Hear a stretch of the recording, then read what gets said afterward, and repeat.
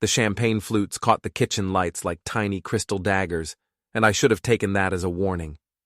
Instead, I was too busy watching my wife Harper arrange her face into what she called her grateful influencer smile, the one that had fooled 80,000 followers into thinking she actually gave a damn about wellness instead of just wanting their money. Before we dive deeper into this story, I have one small request. Please subscribe, drop a like, comment, and hit that hype button to boost this channel so more people can discover these incredible Reddit stories. Liam, honey, come celebrate with us.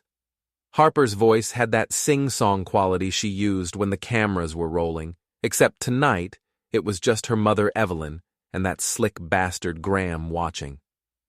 Still, Harper never dropped the act. 20 years of failed modeling had taught her that much. I wiped my hands on the kitchen towel, leaving grease stains from the patent prototype I'd been tinkering with in the garage. $20 million. That's what Meridian Biotech had paid for my cardiac monitoring device. A little piece of tech that could detect heart irregularities 3 days before symptoms appeared. 5 years of work, countless 18-hour days, and now we were rich enough to make Harper's mother finally shut up about my lack of ambition. Sorry, just putting the tools away, I said, walking into our open-plan living room where the three of them stood around like they were posing for a magazine spread. Evelyn had positioned herself near the fireplace, probably so the light would hit her Botoxed face just right. Graham stood too close to Harper, his hand resting on the marble counter like he owned the place. Graham Mitchell, Harper's business partner in some wellness bullshit company that sold overpriced protein powder to desperate housewives. Married guy, naturally, but his wife Ava was apparently too busy running her own business to notice her husband's wandering eyes. Or wandering hands, for that matter. We were just talking about how proud we are, Evelyn said, her voice dripping with the kind of fake sweetness that meant she was about to say something cutting. It's so wonderful that you finally proved yourself, Liam. Harper's been so patient all these years. Patient. Right. Patient enough to spend my salary on ring lights and designer workout clothes while I ate ramen for lunch and drove a 10-year-old Honda.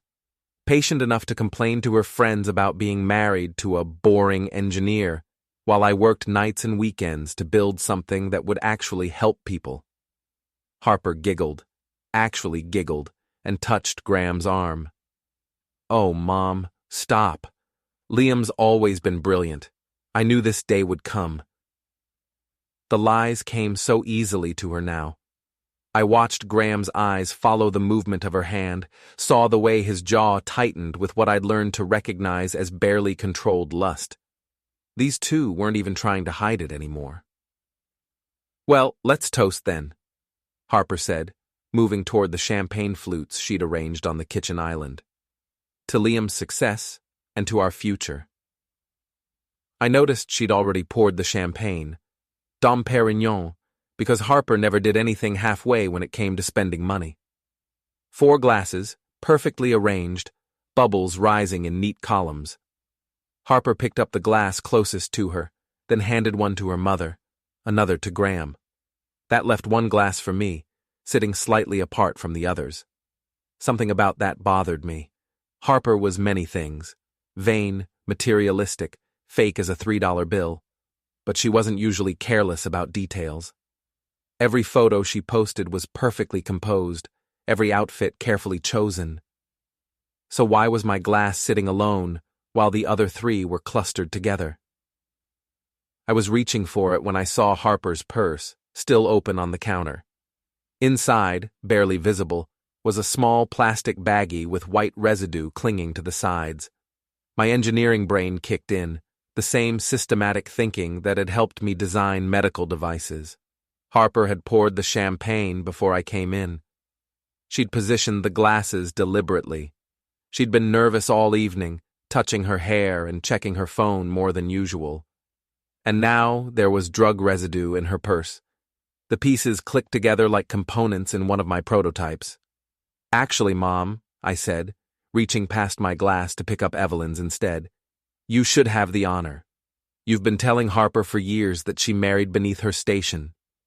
This proves you wrong. Evelyn's eyes widened. Whether from surprise at my boldness or something else, I couldn't tell. Oh, Liam, that's so thoughtful, but I insist. I pressed her glass into her hand and picked up mine, the one that had been sitting apart. To family. Harper's face went pale, but she recovered quickly. To family, she echoed, raising her glass. We all raised our glasses. Evelyn, ever the drama queen, tilted her head back and drained half the champagne in one go. Graham sipped his carefully, probably worried about his CrossFit diet. Harper barely touched hers to her lips. I drank mine normally, tasting nothing but expensive champagne and my own growing suspicion. For about 30 seconds, everything seemed normal. Evelyn was launching into one of her stories about the country club, waving her glass around for emphasis. Graham was nodding and smiling, playing the charming business partner. Harper was fidgeting with her phone, probably thinking about what to post on Instagram. Then Evelyn stopped mid-sentence, her face going gray. I don't feel... She started, then clutched at her chest. The champagne glass slipped from her fingers and shattered on the hardwood floor. Harper screamed. Graham jumped back like he'd been electrocuted, and I pulled out my phone to call 911, my smartwatch already recording everything with the voice memo app I'd activated the moment I saw that baggie in Harper's purse. 911. What's your emergency? My mother-in-law just collapsed after drinking champagne. She's conscious but having trouble breathing. We need an ambulance. Harper was kneeling beside her mother, but I noticed she was careful not to get too close. Mom, what's wrong? What happened? Evelyn's eyes rolled back, showing white. Foam appeared at the corners of her mouth. Ma'am, is the patient responsive? The dispatcher asked. Barely. Her pulse is rapid and irregular. Pupils are dilated. I think she may have been poisoned. The word hung in the air like smoke. Graham's face went white. Harper's head snapped up to stare at me. Poisoned? Harper's voice cracked. That's crazy. Who would poison Mom? I kept my eyes on Evelyn, checking her pulse, monitoring her breathing, doing everything my first aid training had taught me.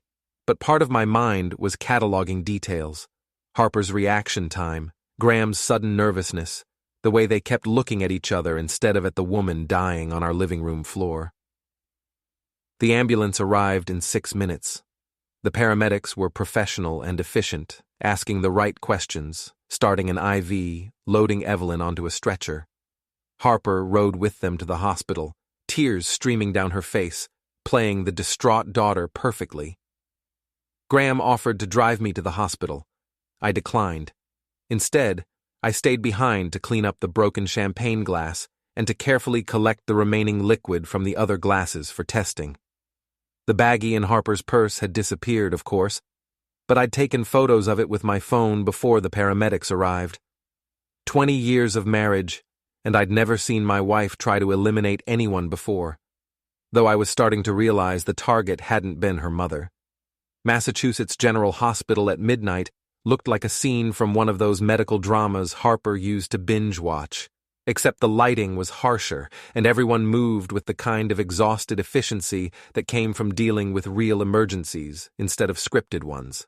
I found Harper in the family waiting area, clutching a cup of coffee and staring at her phone. She'd changed out of her celebration outfit into yoga pants and a hoodie, her concerned daughter costume, complete with smeared mascara and artfully tousled hair. Even in crisis, Harper couldn't help but think about her image. Any word? I asked, settling into the plastic chair beside her. They're running tests, lab work, toxicology, the whole panel. She didn't look at me when she spoke, just kept scrolling through her phone. The doctor said it could take hours. Graham appeared from the direction of the vending machines, carrying 3 cups of coffee. He'd loosened his tie and messed up his hair, going for the supportive family friend look. The guy was almost as good at playing roles as Harper was. Thought you might need this, he said, handing me a cup. Any updates? Nothing yet. I sipped the coffee, terrible but caffeinated, and watched the way Graham's eyes lingered on Harper's face. It's nice of you to stay. Most business partners would have gone home by now. Something flickered across Graham's expression, too quick to identify. Harper and I have been working together for 2 years. Evelyn's like family to me. Right. Family. The kind of family you have affairs with behind your wife's back while planning to poison your business partner's husband. My phone buzzed with a text message from Mike, my old college roommate who worked as a mechanic downtown. Saw the ambulance. Everything okay? I'd texted him from the house, needing someone I trusted to know what was happening. Mike had been my best man at the wedding, back when I still thought Harper was the love of my life instead of a sociopathic influencer with expensive taste. Family emergency, I texted back. We'll call tomorrow. Mr. Carter? A doctor in scrubs approached our little group, clipboard in hand. Dr. Sarah Chen, according to her badge, young, serious, the kind of person who'd probably spent as many late nights studying as I had working on my inventions. That's me. I stood up, Harper and Graham flanking me like worried relatives. Your mother-in-law is stable. We've got her on IV fluids and activated charcoal to absorb any remaining toxins. Dr. Chen consulted her clipboard. The preliminary lab work shows she ingested a significant amount of diphenhydramine, that's Benadryl, along with what appears to be crushed Ambien. Harper gasped. Someone drugged her? The levels in her system are consistent with intentional poisoning, yes. We'll need to contact the police, and I'd recommend having everyone who was present tonight get tested as well, just to be safe. Graham cleared his throat. Doctor, is there any chance this could have been accidental? Maybe she took some medication and forgot, then had a reaction with the alcohol? Dr. Chen shook her head. The concentrations are far too high for accidental ingestion. Someone put these drugs in her drink, and they used enough to be potentially fatal if she hadn't received treatment quickly. I felt Harper's hand slip into mine, her fingers cold and trembling, the perfect picture of a shocked wife seeking comfort from her husband. If I hadn't seen her prepare the poisoned champagne myself, I might have believed the performance. Can we see her? Harper asked. She's sleeping now, but you can visit briefly. Room 314. We took the elevator in silence. Harper stared at the floor numbers, Graham checked his phone, and I thought about the voice recording on my smartwatch. 47 minutes of audio from the evening, including Harper's scream when her mother collapsed, and Graham's suspiciously specific questions about accidental poisoning. Evelyn looked small in the hospital bed, surrounded by monitors and IV lines. Her usually perfect hair was matted against her head, and without her makeup, she looked every one of her 63 years. Harper rushed to her bedside, taking her mother's hand and whispering apologies. I'm so sorry, Mom. I should have noticed something was wrong. I should have protected you. The irony was almost funny. Harper apologizing for not protecting her mother from Harper herself. Graham hung back near the door, probably calculating how quickly he could leave without looking suspicious. I stayed close enough to hear if Evelyn woke up, far enough away to observe Harper's performance. After 10 minutes, a nurse came in to check Evelyn's vitals and suggested we let her rest. Harper kissed her mother's forehead, a touching gesture that would have looked great on Instagram if phones were allowed in the ICU. We were walking back to the elevator when Harper's phone rang. She glanced at the screen and declined the call, but not before I saw the name. Sasha, work. Sasha Rodriguez was Harper's business partner in the influencer world, the kind of woman who turned every conversation into content and every crisis into an opportunity for sympathy likes. If Harper was already thinking about how to spin this story for social media, she was even more calculating than I'd realized. The elevator doors closed, and Graham immediately moved closer to Harper. Are you okay? This has to be such a shock. I just can't believe someone would do this to her. Harper's voice was perfectly calibrated, shocked, but not hysterical, vulnerable, but not weak. Who would want to hurt my mother? Graham's hand found her shoulder. Maybe it wasn't about her. Maybe whoever did this was targeting someone else and got the wrong person. The suggestion hung in the air like a question. Harper's eyes met mine in the reflection on the elevator doors. Who else would they target? I asked. It was just family tonight. Family and close friends. Graham's jaw tightened. I don't know. Maybe someone who just came into a lot of money? Someone who might have enemies they don't know about? Subtle as a brick through a window. Graham was already trying to plant the idea that I had been the intended target, probably setting up his and Harper's defense strategy. Poor Harper, the innocent wife whose husband's success had put the family in danger. The elevator reached the ground floor, and Graham immediately stepped away from Harper, putting professional distance between them again. I should get home. Ava's probably wondering where I am. Right. Ava. Graham's wife, who ran a successful marketing firm and probably made more money than her cheating husband ever would. I wondered if she knew about Graham and Harper, or if she was as oblivious as I'd been for the past 2 years. Thank you for staying, Harper said, touching Graham's arm again.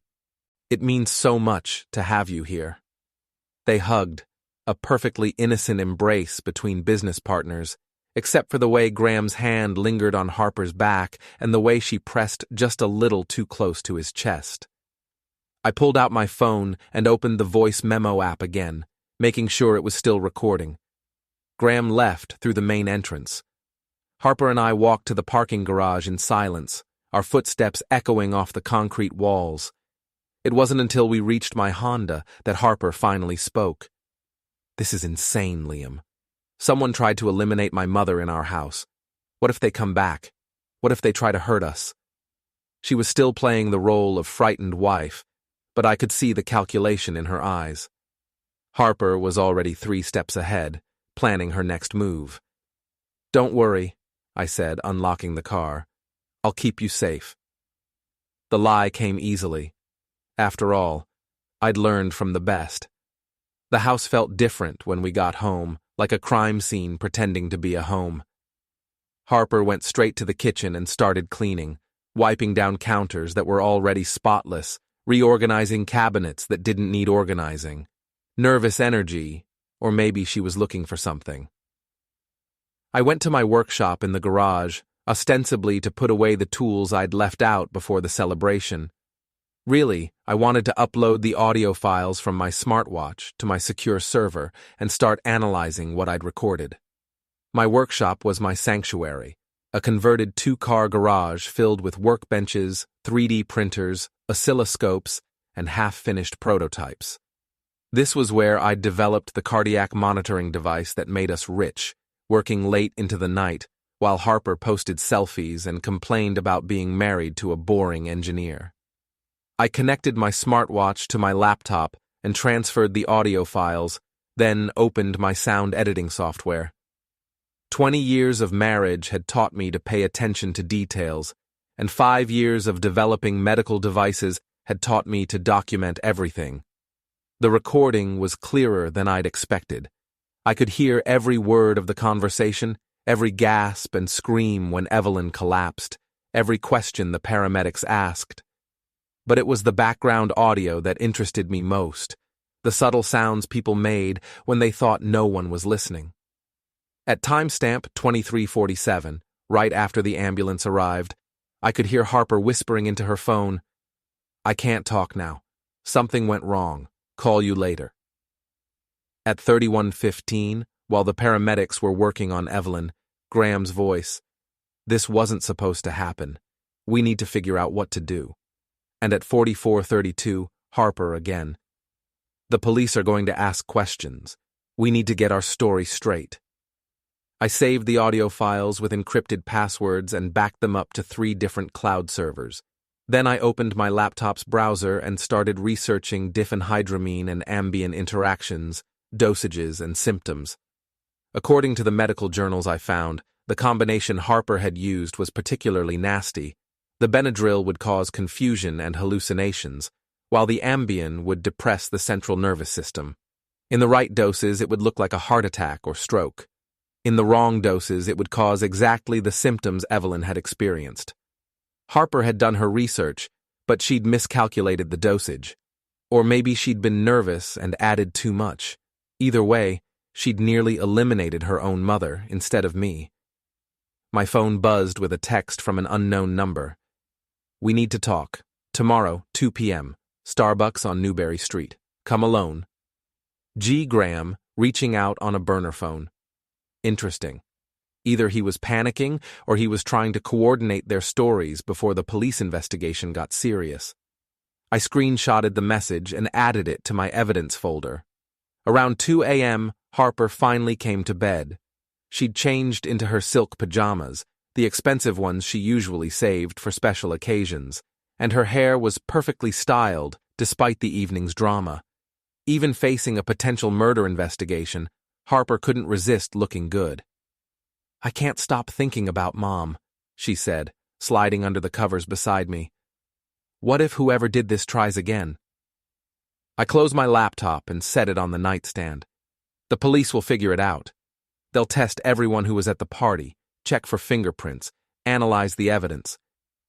Harper moved closer, her hand finding my chest. "I'm scared, Liam. What if they think one of us did it? What if they think I poisoned my own mother?" The question hung between us like a confession. Harper's fingers traced circles on my chest, a gesture that used to be comforting but now felt like a spider walking across my skin. "Why would they think that?" I asked. "Because I poured the champagne, because I had access to the glasses." Her voice was small, vulnerable. "Because I inherit money when she dies." True on all counts, though Harper was leaving out the most important detail, that she'd actually done it. "They'll figure out the truth," I said. "Evidence doesn't lie." Harper's hand stilled. "What do you mean?" "Fingerprints, DNA, toxicology reports. Whoever did this left traces. They always do." I felt Harper's body tense beside me. "What if the evidence is inconclusive? What if they can't prove who did it?" "Then they'll look at motive. Who benefits from Evelyn's passing? Who had opportunity? Who's been acting suspicious?" Harper pulled away, rolling onto her side to face me. In the dim light from the alarm clock, her face was half in shadow, half illuminated, a perfect metaphor for the woman I'd married. "You think I did it," she said. It wasn't a question. "I think someone at that party tried to eliminate me and got your mother instead," I said. "I think they're probably panicking right now, trying to figure out how to cover their tracks." Harper's eyes narrowed. "You switched the glasses." "What?" "At the toast, you gave Mom your glass and took hers. You knew something was wrong." I sat up in bed, looking down at her. "Are you saying you think I poisoned your mother?" "I'm saying you acted like you knew something was going to happen." The accusation hung between us like a blade. Harper was already building her defense, painting me as the suspicious one, the husband who'd somehow orchestrated his own wife's mother's poisoning. "I switched glasses because I wanted to honor your mother," I said. "She's been telling you for years that you married beneath your station. I thought it would be nice to let her make the first toast." Harper studied my face, looking for tells, for signs of deception. After 20 years of marriage, she knew my expressions better than anyone. But she didn't know about the audio recordings, the photos, the evidence I'd been collecting since the moment I saw that baggie in her purse. "The police are going to want to interview all of us," she said finally. "I know. We should probably get lawyers." "Probably. Separate lawyers." The words hit like a physical blow. Harper was already preparing for war, drawing battle lines, getting ready to throw me under the bus to save herself. "If that's what you want," I said. Harper rolled away from me, pulling the covers up to her chin. "I just want my mother to be okay. I just want this nightmare to be over." I listened to her breathing slow and deepen, waiting until I was sure she was asleep. Then I got up and went back to my workshop, where I spent the rest of the night researching divorce lawyers and private investigators. If Harper wanted to play games, I'd show her what a real strategist could do. Detective Ray Carver looked exactly like Central Casting would order for a Boston cop. Thick Boston accent, coffee-stained tie, and the kind of weathered face that had seen too much human stupidity. He sat across from me in our living room, notebook open, pen ready, while Harper played the grieving daughter role from the opposite couch. "So walk me through the evening again, Mr. Carter, from the beginning." I'd already told the story twice, but cops liked repetition. Details changed when people lied, but the truth stayed consistent. We were celebrating the sale of my patent. Harper had invited her mother and Graham, Harper's business partner, over for champagne and dinner. I gestured toward the kitchen island where the glasses had been arranged. Harper poured the champagne while I was putting tools away in the garage. Detective Carver made notes. "How long were you in the garage?" "Maybe 10 minutes. When I came back, everyone was ready to toast." "And you switched glasses with Mrs. Whitman?" "I thought it would be nice to let her go first. She's been critical of my career choices over the years. I wanted to show respect." Harper dabbed at her eyes with a tissue. "Mom's always been protective of me. She just wanted to make sure I was taken care of." Protective. That was one way to describe a woman who'd spent 20 years telling her daughter she'd married a loser. "Tell me about Graham Mitchell," Detective Carver said. "How well do you know him?" Harper answered before I could. "Graham's been my business partner for 2 years. We run a wellness company together, supplements, workout plans, lifestyle coaching. He's become like family." Like family, Detective Carver wrote that down. "Was there any tension between Mr. Mitchell and Mrs. Whitman?" "None at all," Harper said quickly. "Mom loved Graham. She always said he was the kind of successful man she wanted me to work with." I noticed Harper's use of past tense. Loved, not loves. Interesting slip. "What about you, Mr. Carter? Any problems with Mr. Mitchell?" I considered my words carefully. "Graham's always been professional with me, though I did notice he seemed nervous last night, especially after Evelyn collapsed." Harper's head snapped toward me. "He was concerned. We all were." "Of course," Detective Carver said. "It's natural to be upset when someone gets poisoned at a dinner party. Speaking of which, I'll need to interview Mr. Mitchell as well. Do you have his contact information?" Harper rattled off Graham's number from memory. Interesting, since she usually had to look up everyone's contact information except mine. "One more thing," Detective Carver said, closing his notebook. "We'll need to search the house for any substances that might have been used in the poisoning. Prescription medications, over-the-counter drugs, anything that could contain diphenhydramine or zolpidem." "Of course," I said. "We want to help however we can." Harper nodded agreement, but I saw her eyes dart toward the stairs leading to our bedroom. Whatever she'd used to poison the champagne, she was worried about the police finding it. After Detective Carver left, Harper immediately went upstairs. I heard her moving around in our bathroom, opening and closing medicine cabinets. When she came back down, she was carrying a small trash bag. "Just cleaning out expired medications," she said. "I don't want the police to think we're hoarders." "Right. Cleaning out evidence, more likely." My phone buzzed with a text from Mike. "Heard about Evelyn. You okay?" "Can you meet me for lunch?" I texted back. "Need to talk." "Sure. Tony's Deli, 1 p.m. Tony's Deli was a dive in Mike's neighborhood, the kind of place where you could have a private conversation without worrying about being overheard by Harper's social media friends or Graham's business associates. Mike was already there when I arrived, occupying a corner booth and working on a pastrami sandwich that could feed a small family. "Jesus, Liam, you look like hell," he said as I sat down. "What the hell happened last night?" Mike was the only person I knew who could make profanity sound friendly. 20 years of friendship had taught me to trust his judgment, even when, especially when, it contradicted my own instincts. Someone tried to poison me and got Evelyn instead. I ordered a coffee from the waitress and leaned across the table. "I think it was Harper." Mike stopped chewing.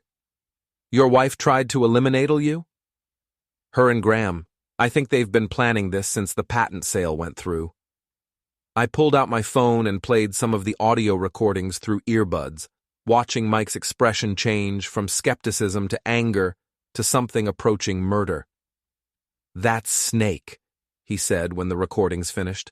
20 years of marriage and she tries to poison you for money? The plan was probably to make it look like a heart attack. Stress from the sudden wealth, too much celebration. Tragic, but understandable. I sipped my coffee, which tasted like it had been brewing since the Clinton administration. But she miscalculated the dosage and I switched glasses. Mike leaned back in the booth, processing. "So what's your plan? Go to the cops with the recordings?" The recordings prove they were acting suspicious, but not that they committed attempted murder. Harper's smart enough to claim the conversations were taken out of context. Then what? I'd been thinking about that question all morning. Harper and Graham had tried to eliminate me for money, and when that failed, they were preparing to frame me for attempted murder. Traditional justice, police, courts, lawyers would take years and might not work at all. Rich, attractive white women didn't often get convicted of poisoning their husbands, especially when they had good lawyers and sympathetic juries. But there were other kinds of justice. "Harper's whole life is built on image," I said. "Her influencer career, her social status, her relationships. It all depends on people thinking she's this perfect wellness guru with a perfect marriage." Mike grinned, the kind of expression that had gotten us both in trouble back in college. "You want to destroy her reputation." "I want to destroy everything she cares about. Her career, her social standing, her relationship with Graham. I want her to lose everything the same way she tried to make me lose everything. What do you need?" This was why I'd stayed friends with Mike for 20 years. No judgment, no lectures about taking the high road, just practical support when I needed it most. Information. Graham's schedule, his habits, his weaknesses, Harper's business dealings, her social media accounts, her friend network. I finished my coffee and signaled for the check. And maybe some help with the more hands-on aspects of revenge. Mike's grin widened. "Now you're talking my language." The next 3 days passed in a strange routine of police interviews, hospital visits, and careful reconnaissance.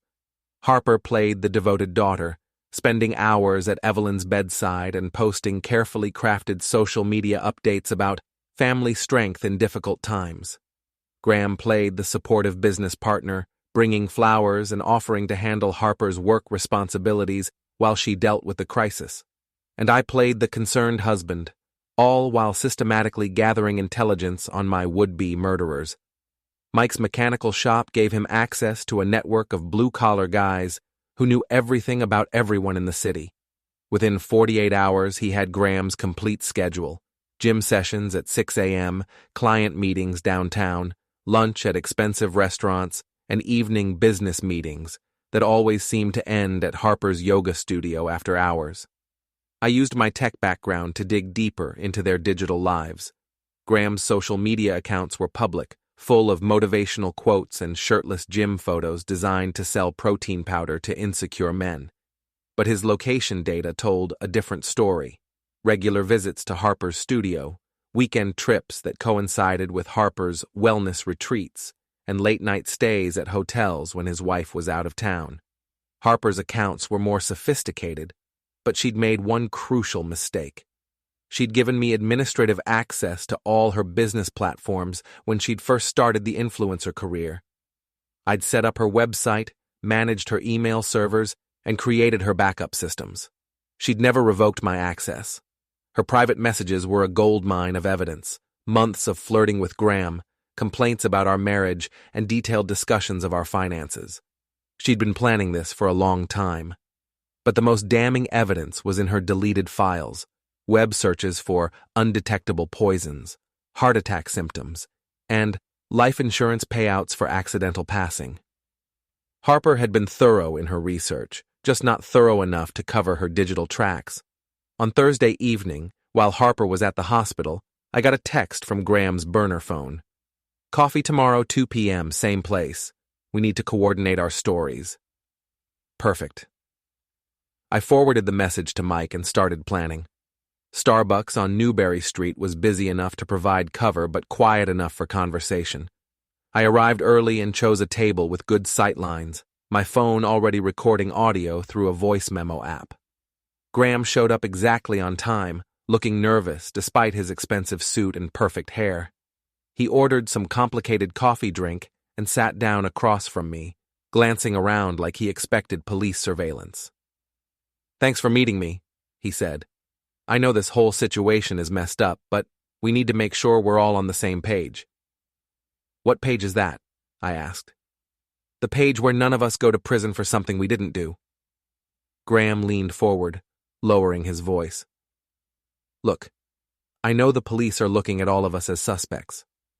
Harper's scared, you're probably scared, and frankly, I'm scared too." "Why would you be scared? You're just Harper's business partner." Something flickered across Graham's face. Annoyance, maybe, or frustration at having to maintain the pretense. "Because I was there when it happened. Because I had access to the champagne. Because I know how this looks." He sipped his coffee, buying time to think. "The police are going to dig into everyone's background, everyone's motives. They're going to find out about Harper's inheritance, about your patent money, about my business relationship with Harper." "What about your business relationship with Harper?" Graham's jaw tightened. "We're partners. We work closely together. Sometimes that creates appearances that might be misinterpreted." "Appearances like what?" "Like we're having an affair." The admission hung between us like a confession. Graham was testing me, trying to figure out how much I knew, how much I suspected. "Are you?" I asked. "Of course not. Harper's married to you. I'm married to Ava. We're business partners and friends, nothing more." Graham's voice carried just the right note of indignation, but his eyes couldn't quite meet mine. "But you know how people talk, especially when there's money involved." "So what do you suggest?" "We stick to the facts. Harper poured champagne, we all toasted. Evelyn got sick. Nobody knows how the poison got in her glass, but it wasn't any of us." Graham leaned back, trying to look confident. "The police will investigate. They won't find any real evidence, and eventually they'll have to look elsewhere." "What if they find evidence?" "What evidence? None of us poisoned anyone." I studied Graham's face, looking for tells. 20 years of engineering had taught me to spot flaws in systems, and Graham's story had several. "You're right," I said finally. "We should stick together, support each other through this investigation." Relief flooded Graham's expression. "Exactly. Harper's been through enough trauma. She doesn't need her husband and business partner turning on each other." "Speaking of Harper, how is she holding up?" "She's strong, stronger than people give her credit for." Graham's voice warmed when he talked about Harper, the kind of warmth that came from genuine affection. "She's been amazing through this whole crisis, taking care of her mother, dealing with the police, keeping the business running." "You two spend a lot of time together. Business requires communication." "Even at night? Even on weekends?" Graham's expression hardened. "What are you implying?" "Nothing. Just observing that you're very dedicated business partners." We stared at each other across the small table, two men who knew exactly what the other was thinking but couldn't say it directly. Graham was trying to gauge whether I suspected the affair. I was trying to gauge whether he suspected I knew about the murder attempt. "I should get going," Graham said, standing up. "Ava's expecting me for dinner." "Give her my regards." Graham nodded and walked away, pulling out his phone before he'd even left the coffee shop. Probably calling Harper to report on our conversation. I finished my coffee and checked the voice recording on my phone. 43 minutes of Graham lying, deflecting, and accidentally revealing more than he'd intended. Not enough for a murder conviction, but plenty for the next phase of my plan. That evening, Harper came home from the hospital with good news. Evelyn was awake and talking, though she didn't remember anything about the poisoning. The doctors expected a full recovery within a few days. That's wonderful, I said, and meant it. Whatever else Evelyn had done, she didn't deserve to die for her daughter's greed. The police want to interview her tomorrow, Harper said. I'm hoping she'll remember something that helps them catch whoever did this. Harper's performance was flawless, the concerned daughter hoping for justice. But I could see the calculation in her eyes, the fear that her mother might remember something incriminating. I'm sure she'll tell them everything she knows, I said. Harper's smile faltered for just a moment.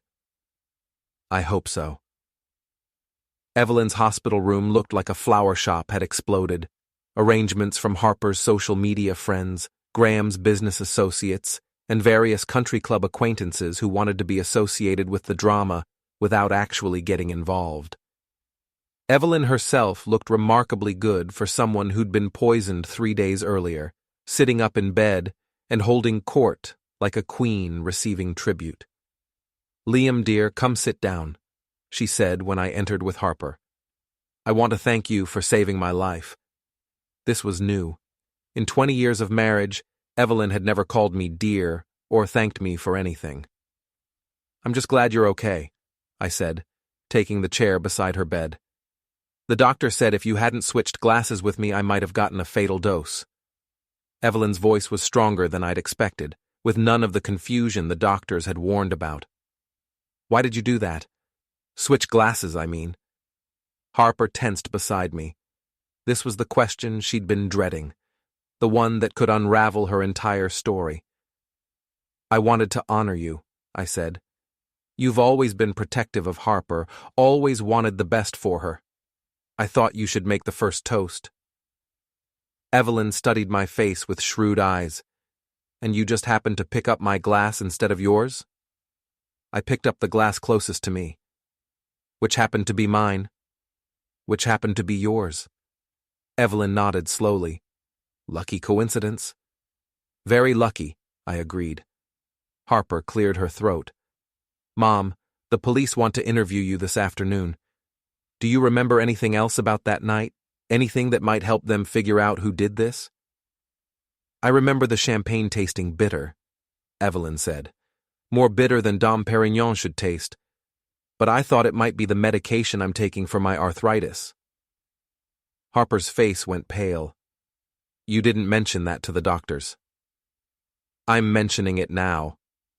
Evelyn's gaze shifted between Harper and me. I also remember you being very nervous that evening, dear. Fidgeting with your phone, checking your appearance in every reflective surface, more nervous than usual, even for you. I was excited about the celebration, Harper said quickly, and worried about the party going well. Evelyn didn't sound convinced. And that business partner of yours, Graham, he seemed very concerned about me. Very concerned about whether I would be okay. Graham cares about our family. Does he? How much does Graham care about our family, Harper? The question hung in the air like an accusation. Evelyn might be many things, snobbish, manipulative, entitled, but she wasn't stupid. 20 years of watching her daughter's relationships had taught her to recognize the signs of an affair. Before Harper could answer, Detective Carver appeared in the doorway. Mrs. Whitman, I'm Detective Carver. I'd like to ask you a few questions about the other night, if you're feeling up to it. Of course, Detective. I want to help however I can. Harper and I were politely asked to wait in the hallway while Detective Carver conducted his interview. Through the partially open door, I could hear fragments of conversation.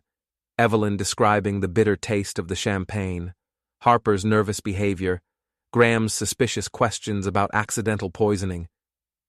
Harper paced the hallway like a caged animal, checking her phone every few seconds and glancing toward the elevator like she was planning an escape route. Relax, I said. Your mother doesn't remember anything useful. She remembers the champagne tasting bitter. That could mean anything. Maybe the bottle was old, maybe it reacted with her medication. Harper stopped pacing and stared at me. You're being awfully calm about this. What's the alternative? Panicking won't help anyone. Someone tried to eliminate my mother in our house, and you're acting like it's no big deal. Someone tried to eliminate me, I corrected. Your mother was collateral damage. Harper's eyes widened. You really think you were the target? $20 million is a lot of motive for murder. It was interesting, watching Harper process this. She knew I was right, I had been the target.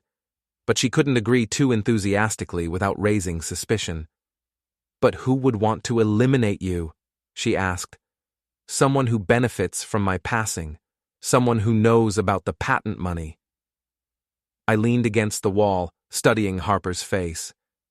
Someone who's been acting strange lately, making unusual plans, asking questions about life insurance. Harper's face went white. You think I tried to eliminate you? Did you? How can you even ask me that? I'm your wife. I love you.